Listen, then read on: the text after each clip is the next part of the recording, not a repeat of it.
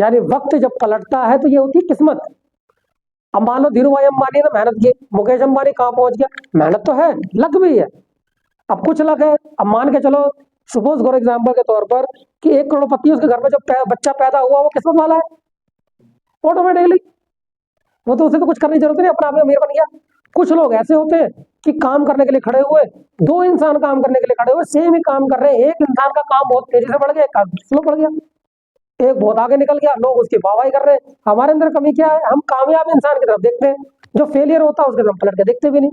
आप क्या समझते हो कि मुकेश अंबानी से ज्यादा मेहनत करने वाला या फिर उसके जैसा दिमागदार कोई इंसान दुनिया में है ही नहीं दूसरा? क्यों नहीं है? पता नहीं कितने भरे पड़े, लेकिन उनका लक नहीं था, उनकी किस्मत नहीं थी, बेचारे उस बुलंदी तक नहीं पहुंच पाए। अब बात क्या आती है, अब बात ये आती है कि अगर हम किस्मत के भरोसे बैठ गए तो कुछ करने वाले ही नहीं, हमें कुछ करने की जरूरत नहीं है। तो यहाँ पर क्या चीज है, यहाँ पर ये चीज है कि अगर आपकी किस्मत नहीं है तो कोई बात नहीं, आपके पास एक गोल होना चाहिए, स्टेप होने चाहिए, उन स्टेप को फॉलो करना है। आप बहुत महान नहीं बने तो क्या हुआ, इतने महान जरूर बन जाओगे कि अपना अच्छा गुजारा कर लोगे, अपने लाइफ को जी भी लोगे, अपने बाल बच्चों को भी आगे की लाइफ में अच्छा फ्यूचर दे सकोगे, ठीक है, और एक ज्यादा नहीं तो मेंटल लाइफ तो जी पाओगे।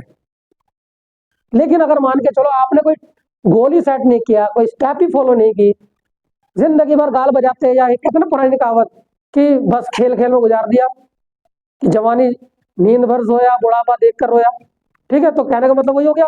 तो कहने का मतलब क्या हुआ, मतलब ये हुआ अगर आप स्टेप्स को फॉलो कर रहे हो तो इनको फॉलो करने के बाद क्या होगा, सबसे बड़ा फायदा आपको ये होगा कि आप स्टेप बाय स्टेप अपने आप को इंप्रूव कर पाओगे, आप किसी चीज के काबिल बन पाओगे, अपने अंदर एक चीज पैदा कर पाओगे जिसे कहते हैं टैलेंट। क्या कहते हैं? टैलेंट। आप अपने अंदर टैलेंट इंप्रूव कर पाओगे। और वैल्यू इंसान की है ही नहीं, वैल्यू किसकी है? टैलेंट की है। वैल्यू टैलेंट की है, तुम्हें कौन जाने, गोरा काला ये कुदरत के बनाए हुए कलर है। हीरो से ज्यादा स्मार्ट बंदा उसके पीछे डांस कर रहा होता है, पर मौका हीरो को क्यों मिल रहा होता है? टैलेंट भी तो होना चाहिए ना, इसके अंदर वो क्वालिटी है जो एक हीरो में होनी चाहिए, इसीलिए तो ये हीरो है। अब जिसमें नहीं है वो क्वालिटी, वो पीछे डांस कर रहा है, ये तो पीछे खड़ा है। आखिर में वो अलग बात, किसी को मौका नहीं मिला वो एक अलग बात है, लेकिन सबसे इंपॉर्टेंट चीज क्या है कि जिसमें टैलेंट है उसी को तो मौका मिलेगा। स्कूल के अंदर ही देख लो, जो लड़की अच्छी डांस कर सकती है उसी डांस कंपटीशन में रखा जाएगा, जो अच्छा लड़का क्रिकेट खेल सकता है उसे क्रिकेट के कंपटीशन में रखा जाएगा, और जो दोनों में से कुछ भी नहीं कर सकता उसे क्यों चुनेंगे? आखिर में जिसने ऊपर मेहनत ही नहीं करी, अपने आप को इंप्रूव ही नहीं किया, अपने बारे में सोचा ही नहीं, उसको क्यों मौका मिलेगा? तो कहने का मतलब क्या है कि सबसे पहला काम आपको अपना गोल बनाना है, गोल पे फोकस अपने आप आ जाएगा जब आप स्टेप्स बनाओगे, और आपको उस स्टेप्स को छोड़ना नहीं है, रोज देखना है, रोज उस पर वर्क करना है, धीरे करो तेज करो वो तुम पे डिपेंड करता है, बट स्टार्टिंग हमेशा स्लो ही होती है। आप शुरू करो, आपका फोकस चाहकर भी नहीं हट पाएगा।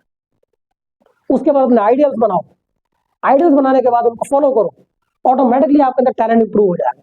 अब टैलेंट इंप्रूव हो रहा है तो जाहिर सी बात डिफिकल्टीज आनी या नहीं, तो डिफिकल्टीज बताती है जितनी बड़ी परेशानी, जितनी बड़ी डिफिकल्टीज होगी आपके सामने, उतना ही ज्यादा आप सक्सेस होने वाले।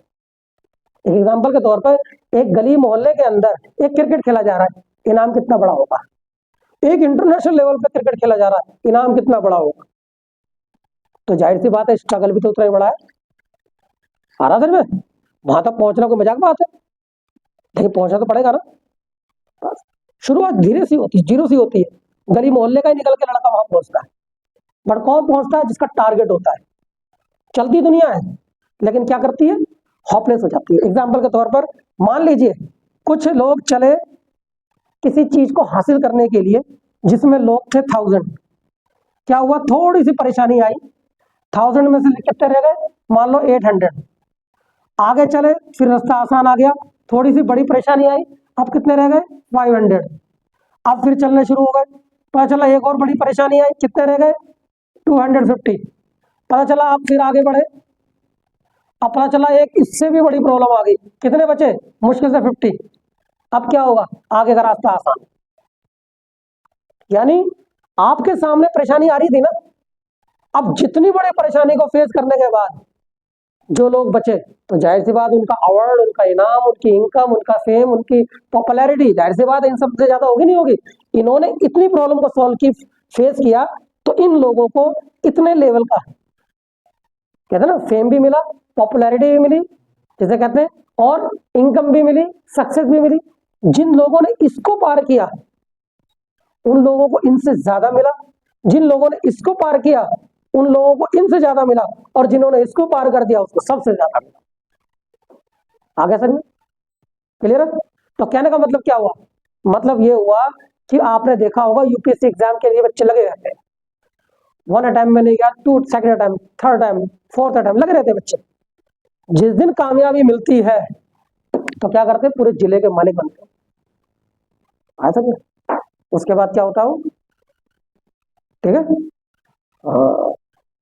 कम भी नहीं होता भाई, ठीक है, लॉ एंड ऑर्डर उसके थ्रू चल रहे होते। तो आई मीन टू से मेरा कहने का मतलब ये हुआ कि अब आप पे डिपेंड है ना, आप कितनी परेशानी झेल सकते हो। आपका टारगेट चलना शुरू हो गया है, परेशानी सब में आएगी, स्टेप सब में है। आप क्या समझते हो कि किसी भी काम में पॉपुलैरिटी नहीं है, सक्सेस नहीं है? हर फील्ड को उठा के देखो, हर फील्ड के अंदर सक्सेस है। फर्क सिर्फ इतना, उसको कर कौन रहा है। पैसा नहीं है उसमें, हर फील्ड में पैसा है, किसमें नहीं है? एक छोटे से छोटा काम भी बड़े से बड़े काम तक पहुंचता है नहीं है? तो कहने का मतलब क्या है? मतलब ये है कि अब तुम पे डिपेंड करता है कि तुम कितनी प्रॉब्लम्स को फेस कर सकते हो। समझ में आ गया? तो समझ में आया? तो सबसे पहले हमें क्या करना है, गोल सेट करना है, स्टेप फॉलो करनी है। स्टेप फॉलो करते करते हमें क्या करना है, आइडियल्स को पकड़ना है। आइडियल्स को करने के बाद हमारा टैलेंट आने आना है। अब ये चीज हम करेंगे तो डिफिकल्टीज आएगी ही आएगी।